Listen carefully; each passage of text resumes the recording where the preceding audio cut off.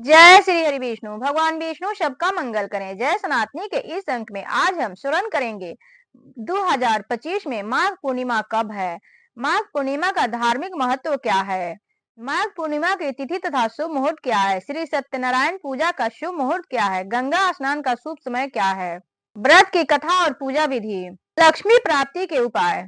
तो प्रेम से बोलिए विष्णु भगवान की जय। माघ मास के शुक्ल पक्ष की पूर्णिमा को माघी पूर्णिमा कहा जाता है। इस पवित्र दिन का विशेष महत्व है। शास्त्र के अनुसार माघी पूर्णिमा के दिन भगवान विष्णु गंगा में वास करते हैं। इस दिन गंगा स्नान, दान, ध्यान, जप और तप का बहुत महत्व होता है। इस दिन भगवान सत्यनारायण की पूजा की जाती है। माघ पूर्णिमा की पूजा और कथा का विशेष महत्व माना गया है। साथ ही इस दिन स्नान दान का भी बहुत महत्व माना गया है। माघी पूर्णिमा का नाम माघ नक्षत्र से लिया गया है। इस दिन का धार्मिक और आध्यात्मिक महत्व बहुत अधिक है। यह भी मान्यता है कि चंद्रदेव इस दिन धरती पर अमृत वर्षा करते हैं और व्रत करने वालों को सभी दुखों से मुक्त करते हैं। अगर आपने इस चैनल को अभी तक सब्सक्राइब नहीं किया है तो कृपया सब्सक्राइब करके एक लाइक अवश्य करें, साथ में एक कमेंट जय श्री राम का करें। माघ पूर्णिमा के दिन किया गया स्नान, हवन, दान और व्रत जीवन के कष्टों को दूर करता है। इस दिन भगवान विष्णु की कृपा से सुख, शांति और समृद्धि की प्राप्ति होती है। गंगा नदी में स्नान और दान करने से पापों का नाश होता है और मोक्ष का मार्ग प्रशस्त होता है। इस दिन भगवान विष्णु की पूजा करना, पितरों को तर्पण देना तथा पुण्यात्माओं को दान देना शुभ माना जाता है। वर्ष 2025 में पूर्णिमा 12 फरवरी बुधवार को है। माघ शुक्ल पूर्णिमा तिथि का प्रारंभ 11 फरवरी शाम 6:05 से 12 फरवरी शाम 11 फरवरी से शुरू होकर 12 फरवरी शाम 7:11 तक है। अब श्री सत्यनारायण पूजा का शुभ मुहूर्त 12 फरवरी 2025 बुधवार शाम 7:15 से श्री सत्यनारायण की पूजा शुरू करने का शुभ समय है। यह पूजा पूरे दिन की जा सकती है, लेकिन इस समय पूजा करना अत्यंत लाभकारी माना जाता है। 12 फरवरी 2025 बुधवार की सुबह 6:50 से 8:30 तक गंगा स्नान करना सबसे शुभ माना गया है। जो लोग गंगा में स्नान नहीं कर सकते वह स्नान के पानी में गंगाजल मिलाकर स्नान करें। माघ पूर्णिमा पर स्नान विधि। माघ पूर्णिमा के दिन सूर्योदय से पहले उठना चाहिए। पवित्र नदी या सरोवर में स्नान करनी चाहिए। यदि संभव न हो तो स्नान के पानी में गंगाजल मिलाकर घर पर ही स्नान करें। स्नान के बाद स्वच्छ वस्त्र धारण करें, सूर्य देव को अर्घ्य दें, उनके मंत्रों का जाप करनी चाहिए। फिर भगवान मधुसूदन की पूजन का संकल्प लेना चाहिए। इस दिन विशेष रूप से सफेद और काले तिल का दान जरूर करना चाहिए। वस्त्र, घी, फल, गुड़ का दान करना भी अत्यंत शुभ माना जाता है। माघ पूर्णिमा के दिन दान करना विशेष फलदायी होता है। गर्म कपड़े, इस दिन गरीबों को गर्म कपड़े दान करना चाहिए। अन्न और भोजन जरूरतमंदों को अन्न, भोजन और गुड़ का दान करनी चाहिए। चंद्रमा की रोशनी में दूध का दान करें, इससे पूरे साल आर्थिक संकट नहीं आएगा, धन संपदा की कभी कमी नहीं आएगी। ब्राह्मणों को भोजन कराएं और अपनी क्षमता के अनुसार नए कपड़े और तौलिए दान करें। लक्ष्मी प्राप्ति के उपाय। माघी पूर्णिमा के दिन श्री विष्णु और माता लक्ष्मी की पूजन करनी चाहिए। इस दिन की गई पूजा और दान से जीवन में धन धान की कमी नहीं होती है। यह दिन सभी इच्छाओं को पूर्ण करने और सुख समृद्धि प्रदान करने वाला माना गया है। शास्त्र के अनुसार माघी पूर्णिमा के दिन स्वर्ग के देवता देवी धरती पर आते हैं और प्रयाग स्थित संगम में स्नान करते हैं। इसलिए माघ पूर्णिमा पर गंगा स्नान करने का बड़ा ही महत्व है। इस दिन भगवान विष्णु की पूजा और दान पुण्य करने से कई गुना पुण्य की प्राप्ति होती है। वैसे तो साल में 12 पूर्णिमा तिथियां आती हैं, पर इसमें 5 का महत्व अधिक होता है, जिसमें माघ पूर्णिमा, आषाढ़ पूर्णिमा, सावन पूर्णिमा, गुरु पूर्णिमा, अश्विन पूर्णिमा, कार्तिक पूर्णिमा का विशेष महत्व होता है। पूर्णिमा तिथि के दिन चांद यानी चंद्रदेव अपनी पूर्ण कला के साथ आसपास रोशनी बिखेरते हुए आसमान में शोभायमान होते हैं। इसलिए पूर्णिमा तथा पूर्णिमा तिथि का सनातन धर्म में बड़ा महत्व है। चंद्रमा का पूर्ण प्रभाव में होना चंद्रमा के शुभ फलों में वृद्धि करने वाला होता है। ज्योतिष के अनुसार चंद्रमा को मन का कारक ग्रह बताया गया है। इसलिए पूर्णिमा के दिन मन को संतुलित और संयमित रखने के लिए व्रत रखकर चंद्रमा सहित भगवान भोलेनाथ का पूजन करने का विधान है। वैसे पूर्णिमा तिथि के दिन देवी लक्ष्मी सहित भगवान विष्णु की पूजा करने का नियम है।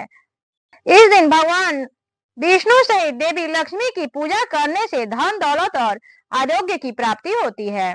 पूर्णिमा के दिन माता लक्ष्मी को लाल चंदन, लाल रंग के फूल और श्रृंगार का सामान अर्पित करें।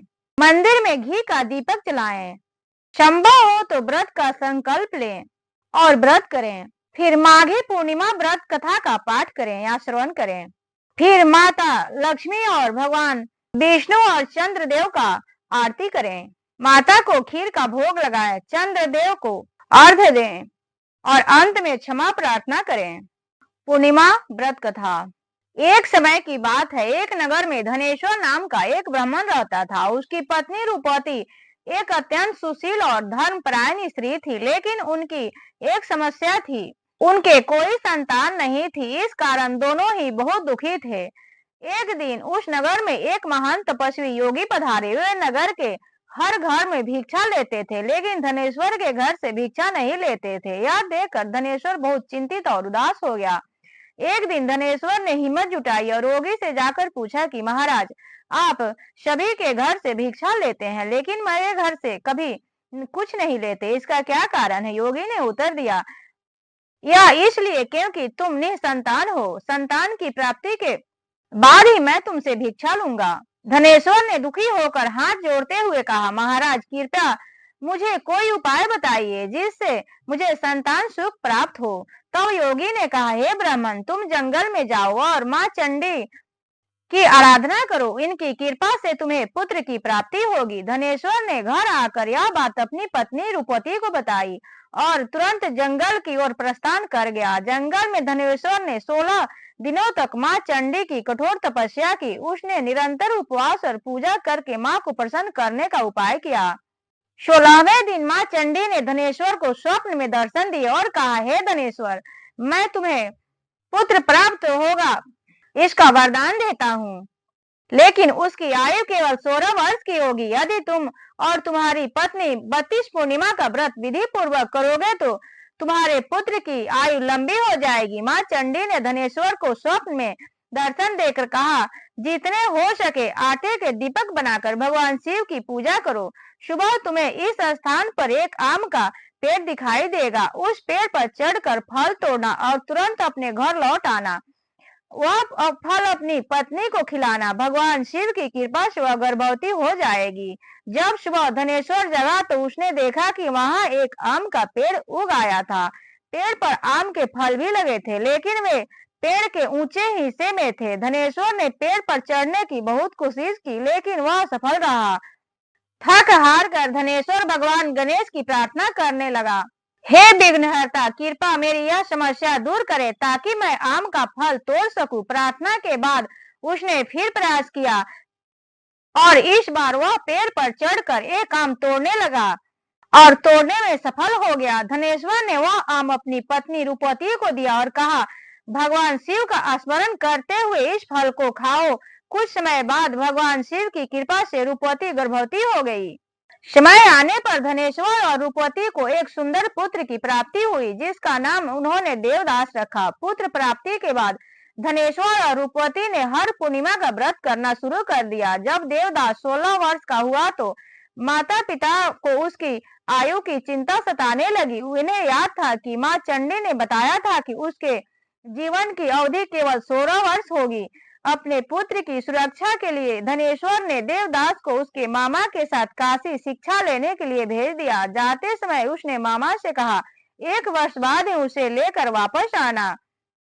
धनेश्वर और रूपवती ने निरंतर पूर्णिमा का व्रत रखा। माँ भगवती की पूजा करते रहे ताकि उनके पुत्र की आयु लंबी हो। इस बीच मामा और भांजा काशी के लिए निकल गए। काशी जाते समय देवदास उनके मामा एवं देवदास एक गांव से गुजर रहे थे। उस गांव में एक ब्राह्मण कन्या का विवाह होने वाला था, लेकिन एक दुर्घटना के कारण कन्या की आंख की रोशनी चली गई थी। कन्या के पिता ने देवदास को देखा और उनके मामा से कहा, कुछ समय के लिए देवदास को हमें दे दीजिए ताकि हम उसके स्थान पर उसका विवाह करवा सके। इसके बाद आप उसे वापस ले जा सकते हैं। मामा ने कहा, जो भी कन्या दान में प्राप्त होगा वह हमें दे दीजिए, फिर मैं अपने भांजे को इस विवाह का दूल्हा बना दूंगा। कन्या के पिता ने इस शर्त पर स्वीकार कर लिया कि देवदास को दूल्हा बनाना तय हो गया और दूल्हा बनाया गया। विवाह के सभी संस्कार विधि पूर्वक संपन्न हुए। विवाह के बाद जब देवदास भोजन के लिए बैठे तो उन्होंने कुछ नहीं खाया। उनकी पत्नी ने पूछा, आप खाना क्यों नहीं खा रहे? आपकी आंखों में आंसू क्यों हैं? आप इतने दुखी क्यों हैं? देवदास ने बताया। देवदास ने अपनी पत्नी को पूरी सच्चाई बता दी। यह सुनकर पत्नी ने कहा, यह ब्रह्म विवाह के खिलाफ है। आग के समक्ष मैंने आपकी पत्नी बनी हूँ और आपको अपना पति माना है। देवदास ने समझाने का प्रयास करते हुए कहा, मेरी आयु बहुत कम है, मेरे बाद तुम्हारा क्या होगा? पत्नी ने उत्तर दिया, जो होगा देखा जाएगा।